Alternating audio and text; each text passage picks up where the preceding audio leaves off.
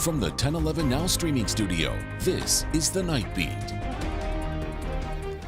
Good evening, I'm Danielle Shenk with your headlines for Friday, March 14th. A fast-moving storm triggered a dust storm advisory for Lincoln, Lancaster, and surrounding counties this afternoon. Viewer footage shows reduced visibility a few miles north of Wilbur. Another video from I-80 near York heading toward Lincoln captures dust blanketing the horizon. You can submit your photos and videos through our website or app. Central Nebraska fire crews have been battling multiple wildfires this week. The Sherman County Sheriff reports the latest fire near Loop City may have been intentional, as there was no clear source. The Sheriff's Office has responded to 8 to 10 suspicious fires and is seeking public help. Yesterday's fire burned 600 acres, forcing the evacuation of 2 homes. A hearing has been set for April 17th for Nikko Jenkins, the Omaha serial killer who demanded to be executed. However, death penalty cases require all appeals to be exhausted, and Nebraska currently lacks a method for executions. The 38-year-old killed 4 people in 2013 and had previously requested to remain locked up, citing unaddressed mental health issues. 26-year-old Jordana Kelly Nelson, who escaped from the Community Correction Center in Lincoln earlier this year, was arrested yesterday by the Hall County Sheriff's Office at a Grand Island apartment complex on an outstanding warrant.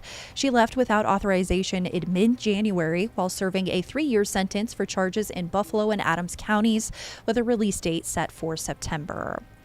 At the Nebraska Capitol, the legislature's Appropriations Committee is working to address a budget shortfall in the hundreds of millions.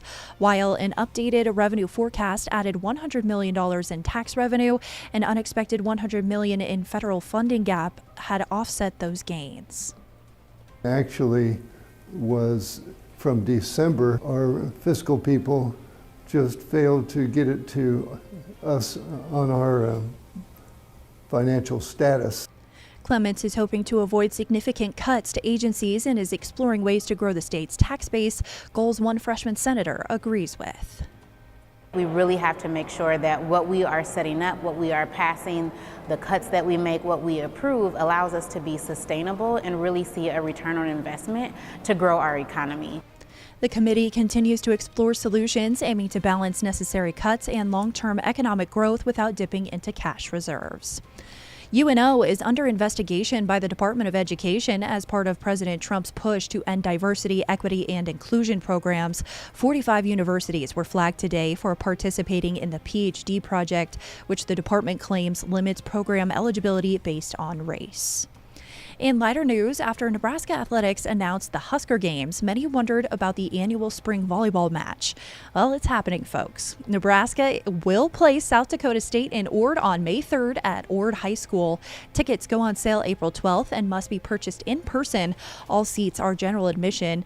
On game day, doors open at 12:30 p.m. The game starts at 2, and players will sign autographs afterward.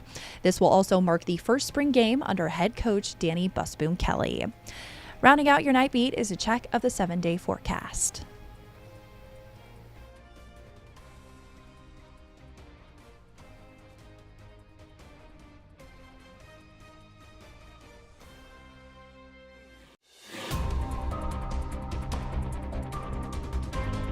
You've been listening to The Night Beat.